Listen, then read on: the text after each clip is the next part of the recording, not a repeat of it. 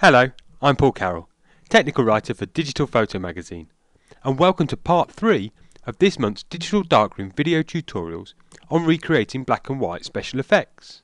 In this part of the tutorial, we'll be looking at how you can mimic lith printing effects on a black and white image by adding some pinkish brown tones to the highlights and a real gritty quality to the darker shadows. Okay, let's get started. Open up the image lith from off the CD, and you can see this image has already been converted to black and white, but I did the conversion via the black and white adjustment, and that means the image remains in the RGB colour mode so that we can adjust the colour channels and add that pinkish tones into the highlights. To do this, we're going to be using a curves adjustment because this will allow us to make a localized adjustment to just one part of the tonal register, in this case the highlights. So to do this, go up to the image menu, down to adjustments and across to curves from the flyout menu. If we adjusted the curve line like this with our channel set to RGB, we'd affect all three colour channels at the same time, which would just have the effect of changing the contrast of the image. However, as we want to tone the image, we need to adjust the colour channels separately. So up here in the channel box, click on the downward arrow and from the menu select red from the list. Now to add some pinkish red toning just to the highlights, we need to adjust this end of the curve line, which is the highlights.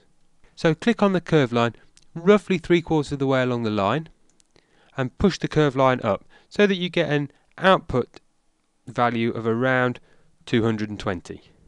And you can see from the image behind that that's now applied a red toning pretty much evenly across the whole register. So what we want to do is we want to pull back the center point of the curve line, so click roughly in the center and pull back this part of the line, and what that's doing is it's restricting the red curve to the highlights up in this section here where we've pushed the line up, but it's restricting it in the midtones and in the shadows. And as you can see, we've got some red toning there in the highlights, but the blacks and the greys are staying fairly neutral. Okay, next, to make the toning a bit more pinkish and a bit less red, we want to go back to the channel box, click on the downward arrow again, and this time select the green channel. And we're going to make a very similar adjustment to the green curve line than we did with the red curve line. So click roughly 3/4 of the way along, but this time we're just going to push it up a little bit. So an input level of around 190 just reduces the intensity of the reds in the highlights there. And again, click on the center point of the green curve, and if we just bring that back to the center so it's an output of 128 and an input of 128, that looks good. So just click OK to accept the change. Next, we're going to add some noise to the image, but we're going to restrict the noise to the shadow areas to recreate that lith printing effect. So I've dragged on my layers palette, and if you hold down the shift key and the control key on the keyboard and press the letter N, that brings up the dialog box for a new layer. So click OK, and you can see my new layer has been added in my layers palette. Now hold down the shift key again, and this time press F5 on the keyboard, and that brings up the fill dialog box. And under the contents menu, from the use drop down menu, we want to select 50% grey and click OK.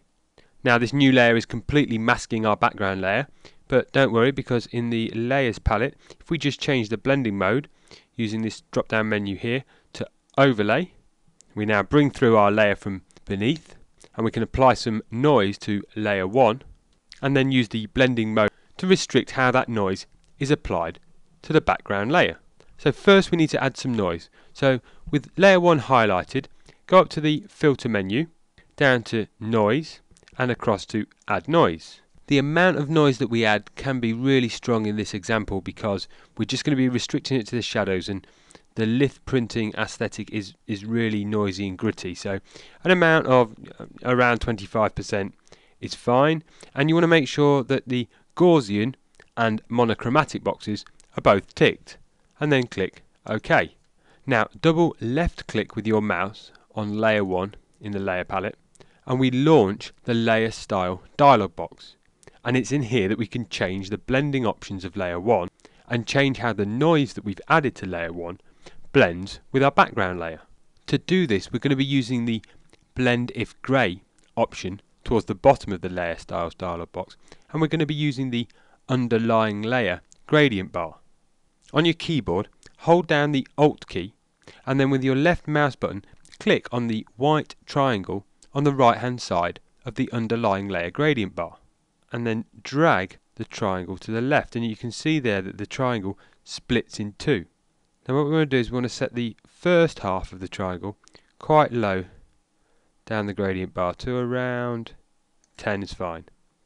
Then you can release the Alt button on the keyboard, click with your left mouse button on the remaining half of the white triangle, which is currently up at the highlights, and drag that one down to around 140. And if you have a look at the top left hand corner of the image, as I adjust this second half of the triangle, you can see that the amount of noise that we're adding to the highlight areas is reducing as I change the position of the triangle. So we're now only applying noise from layer 1 to the very darkest tones on the background layer, and then it's graduating away, and so from this sort of midpoint, mid-tone region, we're then not applying any noise at all off into the highlights. Okay, click OK to accept those changes, and then the final adjustment that we need to make is just to add some glow to those highlights. And again, we're going to be doing this with the diffuse glow filter. So in your layers palette, click back on the background layer, go up to the filter menu, down to distort, and across to diffuse glow. This time in the diffuse glow filter, we don't want to be adding any graininess to the image because we've already added our noise and we've restricted it to the shadows. So we can reduce the graininess slider all the way to the left, back down to 0. We can adjust the glow amount slider, and you can see that as I move the slider to the right, we're now really burning out the highlight details up in the top left hand corner of our image. So we need to set a fairly low glow amount, something around 2 looks okay. And finally we need to set the clear amount slider to just restrict how that glow or that diffuse glow filter is being applied to the highlights. And if I move the clear amount to the right a little bit, you can see that we're just bringing through a little bit more detail into those highlights as we restrict where the filter is being applied. I just want to be able to see a little bit of definition in the characters in the distance, so I'm just going to knock it up to about 18. That looks okay, so I'll just click the OK button to accept the changes. And there we go, we've created a lith printing effect with pinkish glowing highlights and real gritty dark shadows. I hope you've enjoyed this and all 3 parts of this month's digital darkroom video tutorials.